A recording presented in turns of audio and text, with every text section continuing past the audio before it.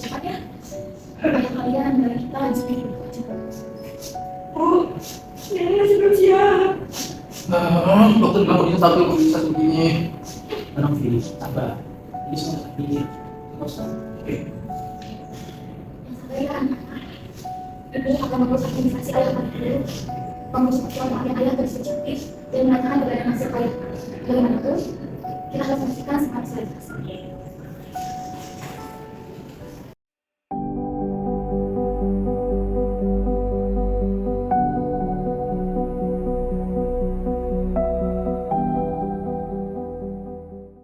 Halo, sama saya Ibu Aisyah yang berkenan dulu. Ibu ada yang saya bantu. Ini Ibu surat kematian almarhum suami saya. Dan saya sekaligus ingin menanyakan, apakah sebelumnya almarhum suami saya pernah membuat surat wasiat? Baik, atas nama Bapak yang didaftarkan, benar? Ya, akan saya cek terlebih dahulu ya Bu. Baik.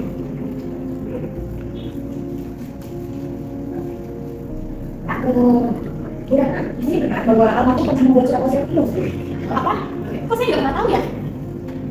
Jadi begini, surat wasiat dan temu wasiat biasanya dan pasti akan diketahui otomatis dan biasanya pembuat wasiat itu tidak memberitahu langsung kepada orang atau yang lainnya.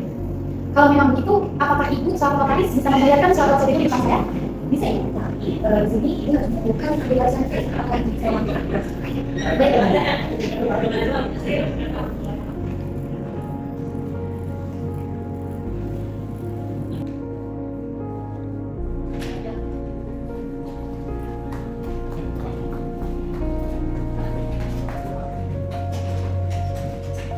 Kurangan, apakah masih ada lagi ahli waris yang menunggu?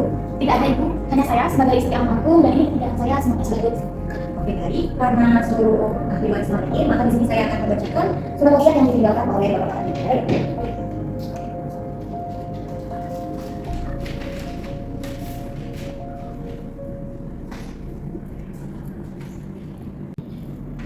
Bahwa tanah sertifikat hak milik di Kota Depok seluas 120 meter persegi dan emas perhiasan seberat 500 gram akan diwariskan kepada Nela Dirgantara sebagai anak bungsu Bapak Adi. Hah? Ini apaan dari Bang? Aku nggak tahu apa. Fili, kamu tidak kenal dan tidak kenal aku adalah laki anak pertama. Kenapa dia dapat kata dari ayah? Emang tidak ada anak ini cuma ayah ini sih menjadi Bang. Oke, jangan cakap ya. Kita harus hargai, itu wasit ayah. Nah, tenang dulu. Ayah berisik banget sih. Masa naik dapat harganya kita harus yang dari kulit. Masa ayah saya yang doang. Pokoknya kamu tahu. Suatu sini 4 kali, nggak setuju. Aku nggak pernah minta ini, nggak arti, kejadian. Aku nggak tahu apa-apa. Nah, kalian berdua tenang dulu, oke? Jujur, ya, tunjukkan saya lagi. Mau bagaimana pun itu, kita harus berpikir secara oke? Enggak. Ini salah, ini jelas salah. Cukup ya anak-anak, kita nggak bisa selesai masalah ini pakai emosi. Ya, Bu juga setuju sama ini.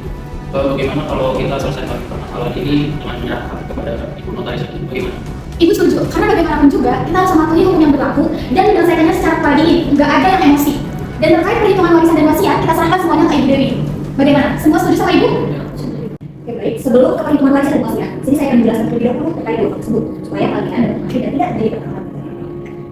Di sini dalam buku waris ada yang disebut namanya liquidity, yaitu hak utama habis yang tidak boleh dihilangkan.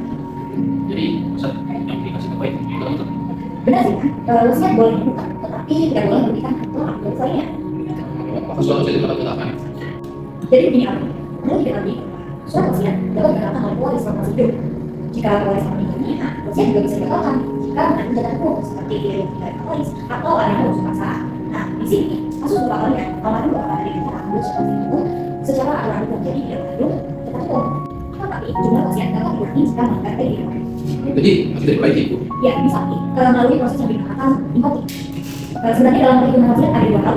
Yang pertama itu menjadi invoking dan yang kedua tidak invoking. Oke, dalam kasus kalian kita akan cek bersama-sama ya, apakah harus jadi invoking atau tidak. Bu Ratna boleh bantu saya untuk menyebutkan harta yang dimiliki oleh almarhum Bapak Katan dan harta bersama yang dimiliki oleh Ibu dan Bapak Katan selama menjadi suami istri. Baik Ibu, jadi harta almarhum suami saya itu ada tanah dan rumah keluarga yang terletak di Bekasi Barat itu sebesar 200 meter persegi. Ada juga harta bersama yaitu tabungan di Bank BRI itu sebesar 100 juta rupiah. Ada lagi tanah sertifikat hak milik itu berada di Depok yang luasnya itu sebesar 120 meter persegi. Ada juga perhiasan sebesar 500 gram dan ada 1 unit mobil Expander dan 1 unit motor MX. Oke, baik, karena sudah saya catat, akan saya hitung terlebih dahulu ya. Saya izin pakai untuk ini.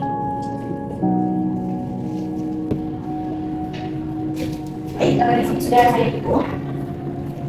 Jadi hasil akhirnya bagaimana Bu Notaris? Jadi di sini pada awalnya Naila mendapatkan wasiat yang dimana ada tanah STM di kota Depok dan emas segera kita sudah benar. Iya, benar. Ya, jadi aslinya gimana Bu? Apa ada semua atau ada pengurangan? Oke, jadi seluruh harta yang disebutkan oleh kalian telah saya ubah menjadi uang tunai yang dimana tanah yang berada di kota Depok senilai 1 miliar dan emas perhiasan seberat 500 gram senilai 500 juta. Yang pada awalnya Naila mendapatkan 1,5 M dan ternyata setelah saya hitung sesuai dengan LP, Naila hanya mendapatkan 1 miliar 261 juta 212 ribu 500. Pokoknya kan saya mau memastikan berarti terjadi pengurangan. Ya, benar sekali. Terjadi pengurangan yang dikatakan sebagai income sebesar 238 juta 687 ribu 500. Jadi Naila ini tetap wasiat kan, tapi kakaknya itu disesuaikan karena ada importing. Ya, tepat. Aku nggak peduli soal harta, aku hanya ingin kita tetap keluarga. Maaf ya, kalau terkendala emosi tadi. Oke, semuanya udah tenang, gabungan semuanya, pembagian hartanya juga udah jelas. Nanti kita semua tetap bersama, oke? Dan gak ada pertanyaan lagi. Oke semuanya. Benar, kalian pasti senang kalau kita. Ya, keputusan ini sudah sesuai dengan hukum adil dan